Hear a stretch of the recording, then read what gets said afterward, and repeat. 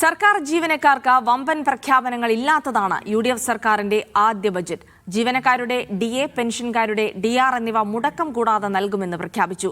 മെഡിസെപ് പദ്ധതി സമഗ്രമായി പരിഷ്കരിക്കുമെന്നതാണ് മറ്റൊരു പ്രഖ്യാപനം. സർക്കാർ ജീവനക്കാർക്ക് ബജറ്റിൽ വിസ്മയങ്ങൾ ഉണ്ടാകുമെന്നായിരുന്നു നേരത്തെ നിയമസഭയിലടക്കം മുഖ്യമന്ത്രി പറഞ്ഞത്. എന്നാൽ അങ്ങനെ ഒളിപ്പിച്ചു വെച്ച വിസ്മയങ്ങളൊന്നും ബജറ്റിൽ കാണാനില്ല. കഴിഞ്ഞ സർക്കാരിന്റെ കാലത്ത് മുടക്കം വന്ന ഡിഎ, ഡിആർ എന്നിവ കൃത്യമായി നൽകുമെന്ന പ്രഖ്യാപനം ജീവനക്കാർക്ക് നേരെ ആശ്വാസം നൽകുന്നതാണ്.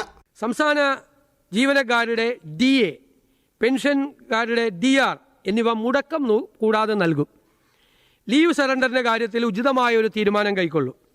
ജീവനക്കാരുടെ ആരോഗ്യ സുരക്ഷാ പദ്ധതിയായ മെഡിസെപ് സമഗ്രമായി പരിഷ്കരിക്കും.